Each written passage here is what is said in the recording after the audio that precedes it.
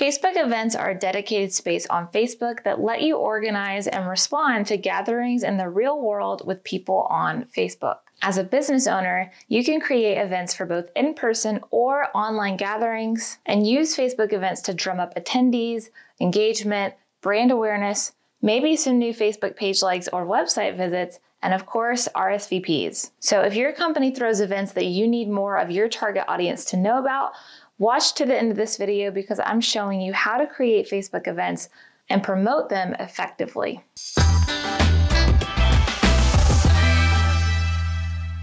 What's up, everybody? Welcome back to the channel.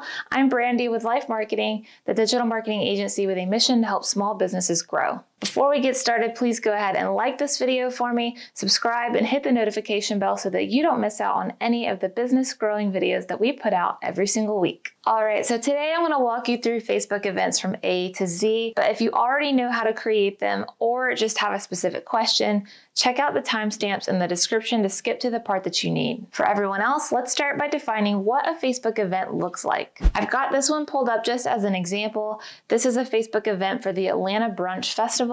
And it's important to note that I am looking at this event as a regular Facebook user, a possible attendee.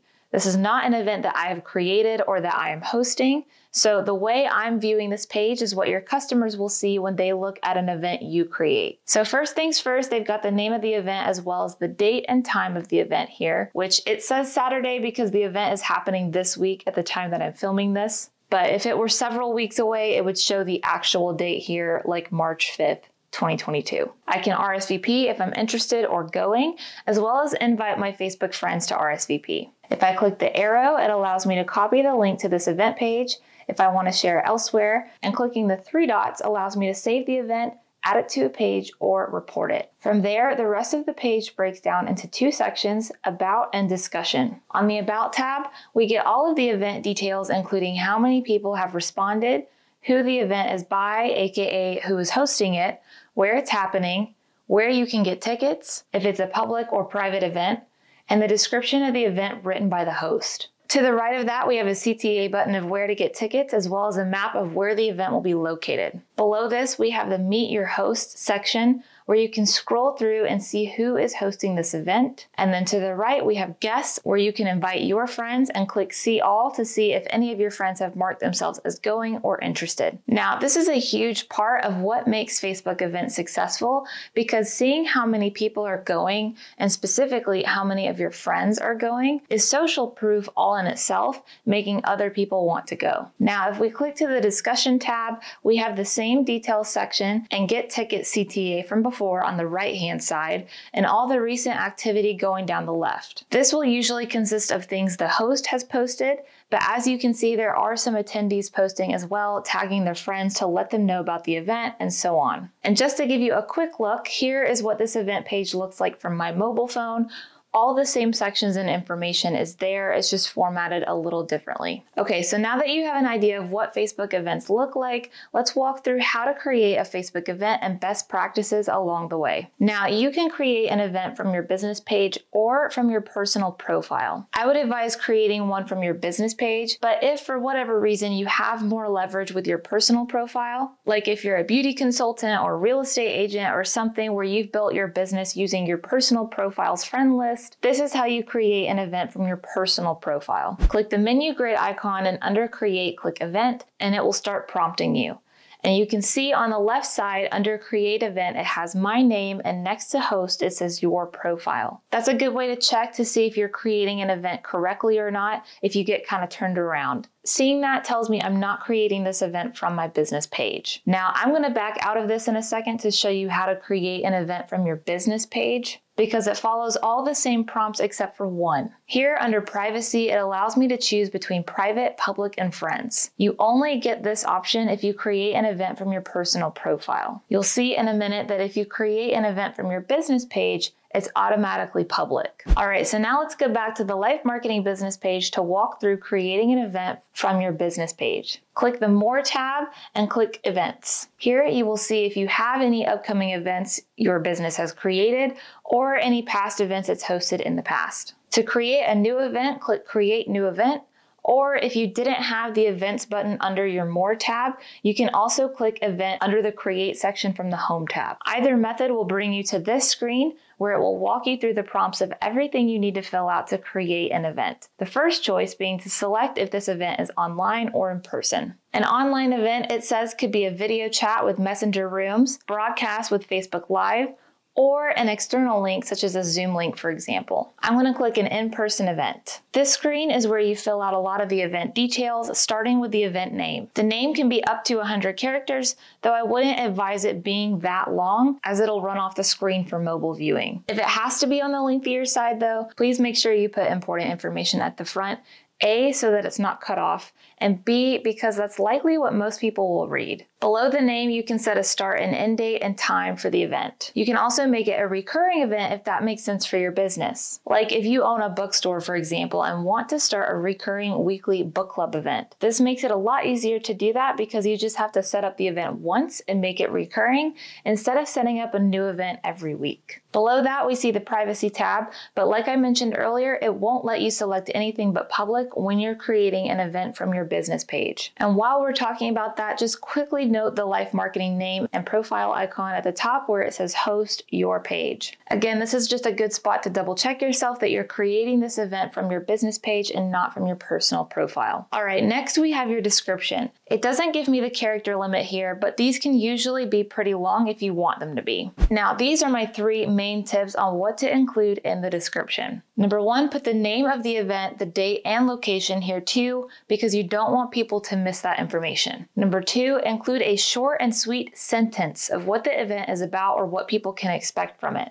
Then after that sentence, you can get into any more detailed information that you want to share. And number 3, put the most important information in the first 2 lines of the description, especially if it's a longer description, because most people will not read the whole thing. So whatever you want them to take away from the description needs to be at the top in the first 2 lines. And you can see on the right that the preview of what this event will look like updates in real time as I'm adding this information in, and you can toggle at any point to see what the mobile preview looks like as well. All right, next is the category. Just choose whichever is the most closely related to what your event is about. It's okay if it's not 100% spot on. Once you've got everything on this screen the way you want it, click the blue Next button. Here, you will add the address of where this event is going to be hosted, and then click the blue Next button. On this screen, you can change out the cover photo. You can see that it automatically pulls the cover photo of your business page, but I would recommend switching it out to a photo that's specific to your event. Now, a lot of people just insert their event flyer as the cover photo, and I'm not opposed to that,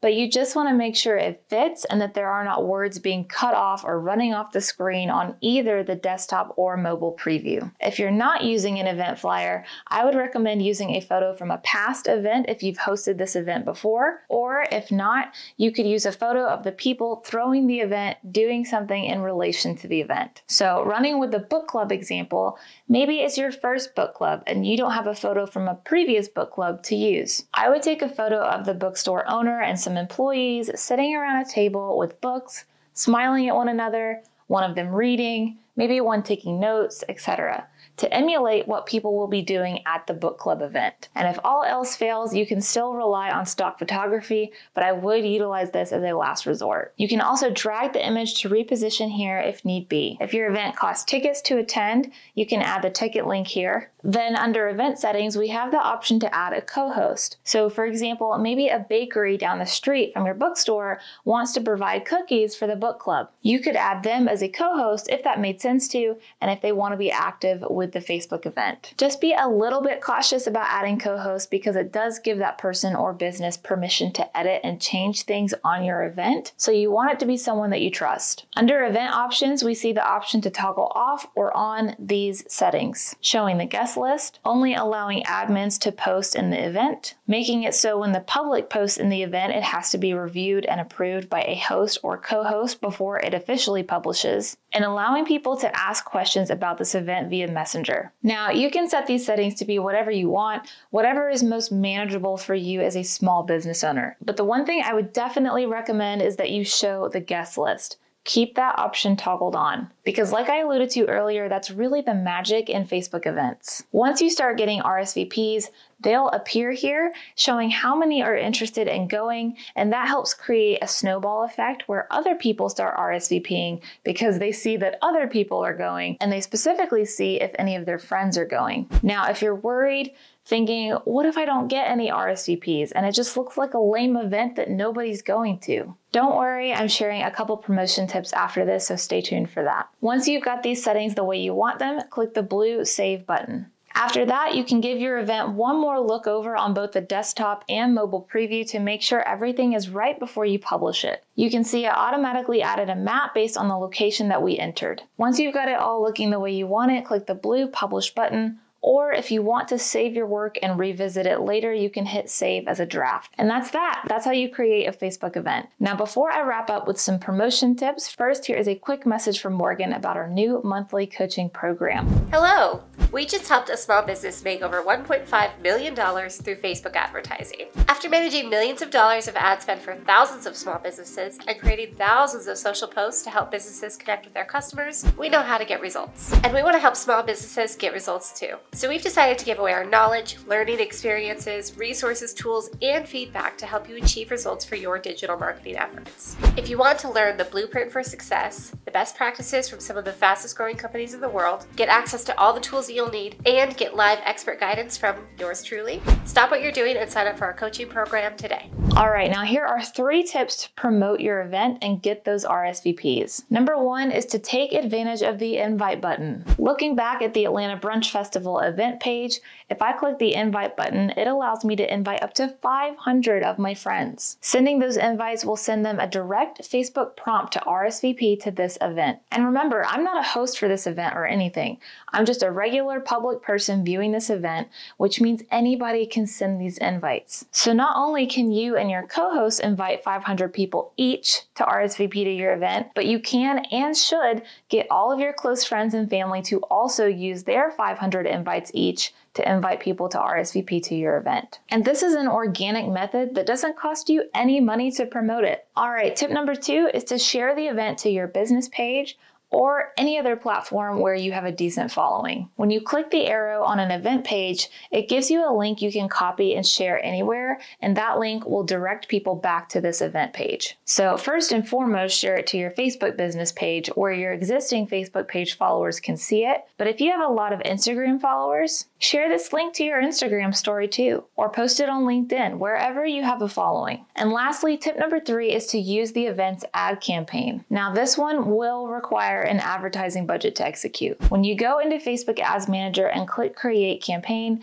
click the Engagement Campaign and scroll down to click Event Responses. This will show your ad to people within your target audience who are most likely to RSVP, directing them to your event page and specifically optimizing for event responses. Now, my pro tip here is when you're selecting your target audience in the ad set level, make sure you click Show More Options, edit connections, and select the option that excludes people who have already responded to your event and just select the event you're referencing. This ensures that you don't waste money promoting your event to people who have already RSVP'd. Now, if you're a little lost here or if you've never ran a Facebook ad before, you can check out my step-by-step video on it here. I will link it in the description. Otherwise, that about wraps up my video for you today, guys. So now you know how to create a Facebook event and promote it successfully. I hope you found this video helpful. Please leave any questions you have for me in the comments, and don't forget to like, subscribe, and hit the notification bell before you go, and I will see you in the next episode.